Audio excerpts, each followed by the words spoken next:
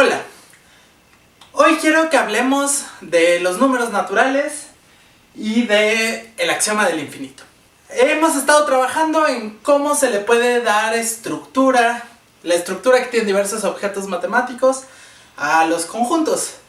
Después de todo, nuestro objetivo es darnos una idea de cómo los conjuntos sirven para construir absolutamente todas las matemáticas. Entonces, uno de los aspectos cruciales que todavía no hemos tocado es, ¿qué pasa con los números? ¿Cómo es que los números se pueden ver como conjuntos? Y resulta que esta pregunta está muy relacionada con un axioma de la teoría de conjuntos que no hemos visto todavía, que es el axioma del infinito. Entonces, nada más para recordar, hemos estudiado varios axiomas de la teoría de conjuntos. El axioma de existencia, que nos decía que existe el conjunto vacío.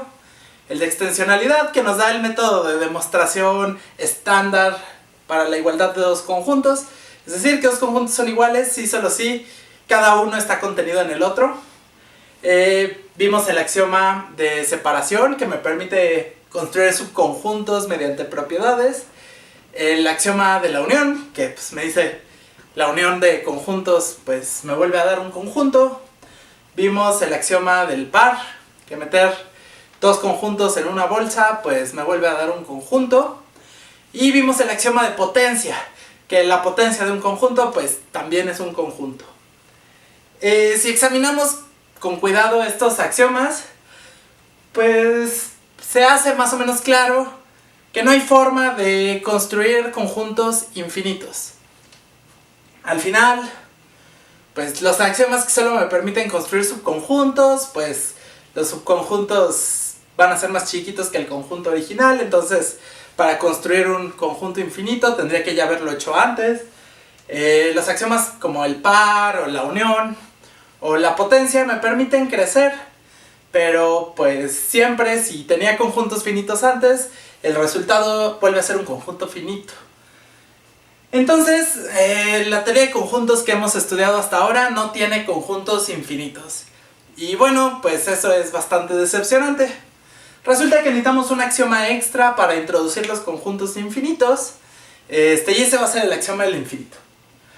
Pero antes de llegar a él, quiero que hablemos un poco sobre los números naturales. A final de cuentas, el conjunto de los números naturales, es el primer ejemplo y el más importante de un conjunto infinito.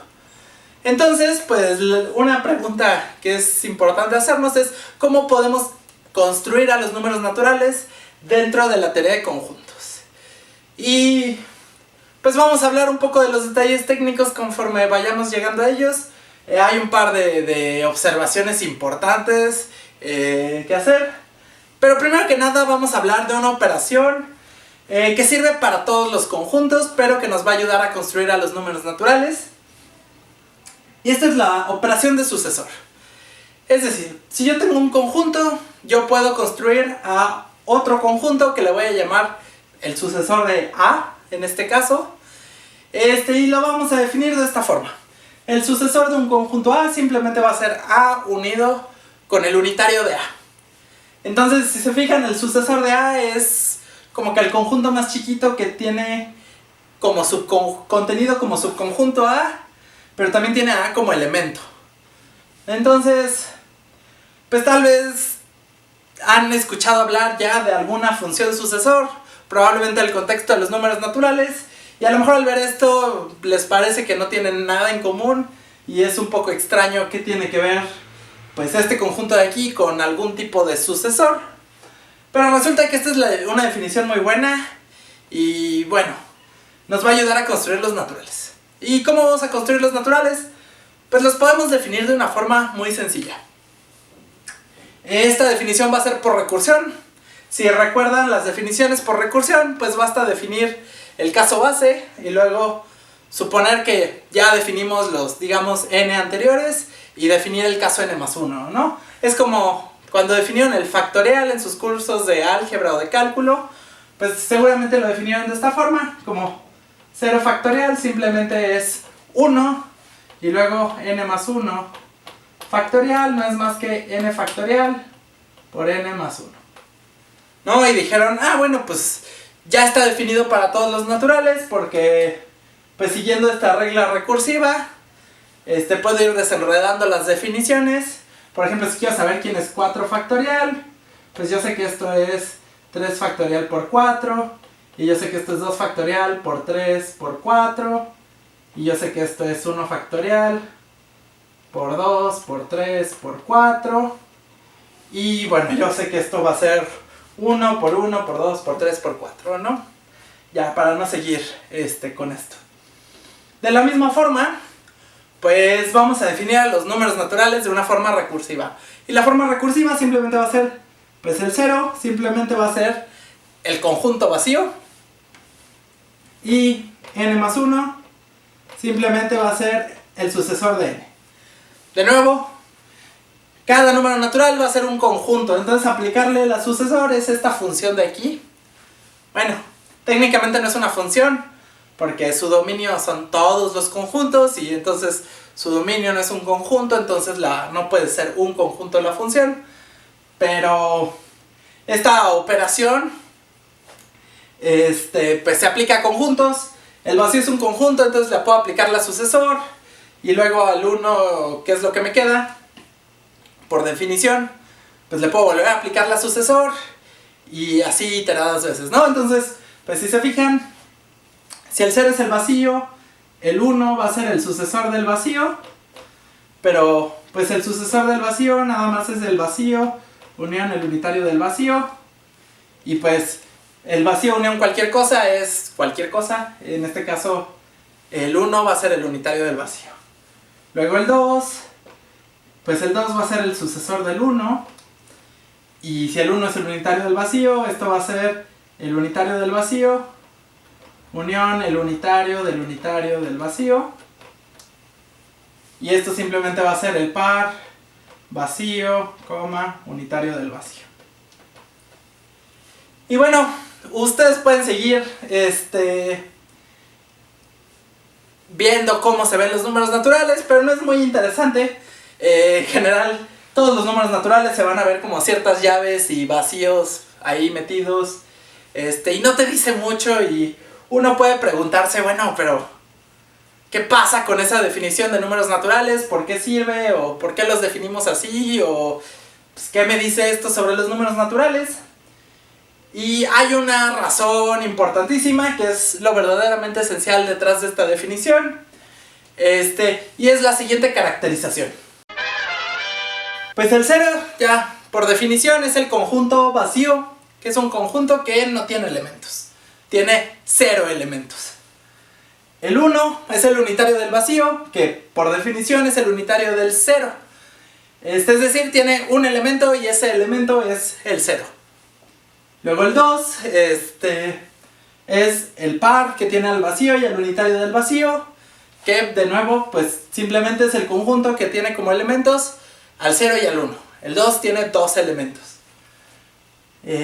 Si expandimos la definición, el 3 resulta ser el conjunto que tiene estos 3 elementos, al vacío, al unitario del vacío y al par del vacío con el unitario del vacío. Y pues sus 3 elementos son, si nos fijamos bien quiénes son estos, el 0, el 1 y el 2. Entonces el 3 es el conjunto que tiene 3 elementos, y esos 3 elementos son el 0, el 1 y el 2. Y bueno, resulta que una sencilla prueba por inducción, usando la definición, nos da que esto pasa en general. El número natural n más 1 es el conjunto que tiene como n más 1 elementos, y esos n más 1 elementos son del 0 hasta el n. Esos son sus elementos. Aguas, luego puede ser confuso que llegue hasta el n y sean n más 1 elementos. Acuérdense que estamos metiendo el 0, ¿no? Ese es el más 1 elementos. Entonces, en general, la idea detrás de los números naturales es que cada número natural representa cuántos elementos tiene ese conjunto, ¿no? El 0 pues es un conjunto con 0 elementos, el 1 es un conjunto con 1 elemento, el 2 es un conjunto con 2 elementos, pero aparte esta definición nos permite que esos elementos sean exactamente los números naturales anteriores. Entonces nos da una definición muy muy bonita de los números naturales, y son conjuntos, ¿no? Todo esto lo podemos desglosar para cualquier número natural, para algo que se vea de este estilo, lleno de llaves y vacíos y cosas de ese estilo. Pues esta definición es súper bonita, pero tiene un detalle que hicimos un poco de trampa. Nosotros dimos una definición por recursión. Sin embargo, pues ¿cómo estamos seguros que la recursión define bien las cosas? Digo, en sus cursos de cálculo y de álgebra seguro han hecho muchas definiciones por recursión. Y pues cuando uno las verifica en el momento, pues siempre cuadran, ¿no? Pero ¿cómo uno puede estar seguro de que siempre van a cuadrar? No tenemos un axioma que nos diga, puedes definir cosas por recursión. Y resulta que es un teorema que para los números naturales se puede utilizar cosas, se pueden definir cosas por recursión y quedan bien definidas y no hay ningún problema. Pero hay un detalle, ¿cómo podemos probar ese teorema? Para los números naturales, si estamos usando la recursión para definir a los números naturales. Hay como un problema y entonces lo que se hace, por ejemplo, en un curso de teoría de conjuntos es que uno tiene que ser un poco creativo y tramposo. Esta es la definición a la que nos gustaría llegar de los números naturales. Sin embargo, los conjuntistas no pueden simplemente darla por este problema de la recursión. Ellos quieren probar el teorema de recursión, pero al mismo tiempo les gustaría dar esta definición por recursión. Entonces ahí hay como una circularidad. Y lo que hacen es pues ser tramposos, porque definen el conjunto de los números naturales sin hacer alusión a recursión ni nada de ese estilo.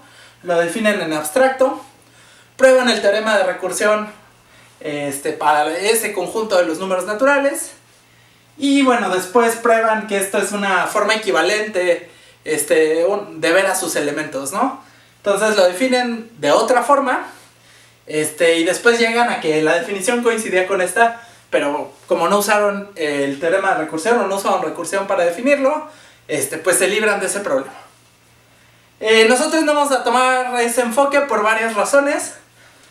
Una es que probar el teorema de recursión es bastante técnico y bastante tedioso. De hecho es de los teoremas más fuertes que se prueban en el curso de teoría de conjuntos 1. Entonces no tenemos ni el tiempo, ni las ganas, ni la necesidad de demostrarlo. Al final, pues cuando les enseñé el ejemplo de definir por recursión al factorial, pues nadie chistó. Entonces no veo por qué deberíamos hacerlo para esto. Si fuera un curso de teoría de conjuntos, de teoría axiomática de conjuntos muy detallado, se haría de esa forma, pero para nosotros, pues con que sepamos que ahí hay un detalle por ahí y que si se quiere hacer formalmente dentro de la teoría hay que tener cuidado. Al final, esta es la definición a la que se llega eventualmente en teoría de conjuntos, ¿no? Entonces, nos vamos a saltar esas partes técnicas y ya. Sin embargo, pues aún así vamos a repasar cómo definen los conjuntistas al conjunto de números naturales, simplemente porque tiene que ver con ese axioma del infinito. Entonces, pues nosotros ya definimos a los números naturales.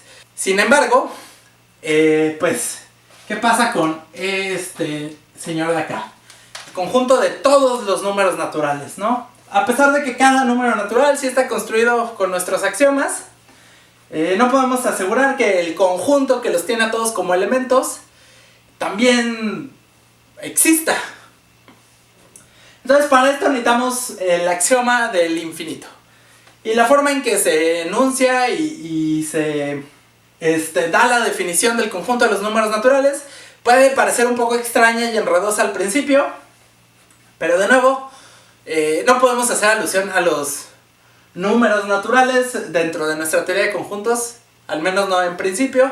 Entonces se tiene que dar un poco la vuelta a la definición y tiene mucho que ver con este axioma. Entonces vamos a ver exactamente cómo se puede definir el conjunto de los números naturales y de dónde sale este axioma del infinito.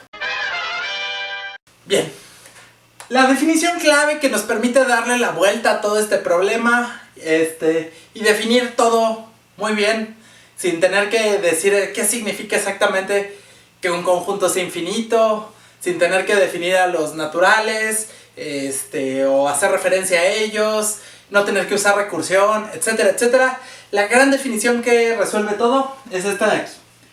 Decimos que un conjunto A es inductivo, y pues inductivo porque pues la propiedad clave de los naturales es, o una de las propiedades clave de los naturales es que podemos usar inducción, ¿no? Es un conjunto inductivo, va a ser inductivo si como que en ese aspecto se parece a los naturales. Formalmente va a ser inductivo si y solo si el 0 es un elemento de A. Recuerden, el 0 es el conjunto vacío, ¿no? Entonces el vacío es elemento de A. Y cada vez que hay un elemento de A, llamémosle X, el sucesor de X también es un elemento de A. De nuevo, el sucesor de X es X unión el unitario de X. Entonces, siempre que X sea elemento de A, su sucesor también va a estar. Y pues si se fijan, pues aquí hay algo tramposo en esta definición, ¿no? Si estamos diciendo que el 0 es un elemento de A, y cada vez que alguien es elemento, entonces su sucesor también es elemento de A, pues como el 0 está, el sucesor del 0 también debe estar, que es el 1, ¿no? Por definición. Y como el 1 está, su sucesor también tiene que estar en A, entonces el 2 también tiene que ser un elemento de A. Y como el 2 está, el 3 tiene que ser elemento de A. Y eso va a pasar con todos los números naturales, ¿no? Entonces, sin decirlo explícitamente, todo conjunto inductivo tiene que ser infinito. Pero bueno, habíamos dicho, oye, no puedes demostrar que existan conjuntos infinitos con los axiomas que tenemos, ¿no? Entonces no podríamos demostrar que existe un conjunto inductivo. Entonces, pues llega el axioma del infinito, que se puede parafrasear como diciendo, existe un conjunto infinito, pero de hecho lo que dice es más específico. Dice que existe un conjunto inductivo, ¿no? Como la definición de aquí arriba. Si lo escribimos en el lenguaje formal de la teoría de conjuntos, pues dice algo como lo que dice aquí. Existe un conjunto X, de tal forma que el vacío es un elemento de X, de nuevo, el 0 es el vacío, y cualquier elemento que nos tomemos en X va a obligarnos a que su sucesor esté en X. De nuevo, el sucesor es Y unión el unitario de Y. Entonces, pues el axioma explícitamente nos está diciendo existe un conjunto inductivo, ¿no? En particular, pues por lo que observamos, cualquier conjunto inductivo va a ser infinito. Entonces también nos asegura la existencia de conjuntos infinitos en general. Uno puede pensar, oye, pero estás pidiendo algo muy específico, ¿cómo sabes que otros conjuntos infinitos como, no sé, los números reales también van a existir? ¿O cómo sabes que no vas a tener que agregar un elemento? O bueno, un axioma nuevo para asegurar que los reales sí sean conjuntos. Resulta que eso no es un problema. Para todos los conjuntos que aparecen en la vida cotidiana de un matemático, el axioma del infinito sirve para garantizar que existen, ¿no? Que son conjuntos. Y entonces, pues, uno dice, pues que existe seguro deben ser los números naturales, ¿no? Porque cualquier conjunto inductivo contiene a todos los números naturales. Y resulta que hay ahí un detalle técnico. La idea es que puede contener más cosas. Un conjunto inductivo no tiene... Sí es cierto que va a contener a todos los números naturales, pero también puede contener más cosas, ¿no? Entonces, para construir a los números naturales, de hecho la definición de los números naturales, a los conjuntistas les gusta llamarles omega. Sin embargo, pues es lo mismo que la n gordita que todos conocemos con la que nos referimos a los números naturales. Resulta que este conjunto simplemente es la intersección de todos los x tales que x es inductivo.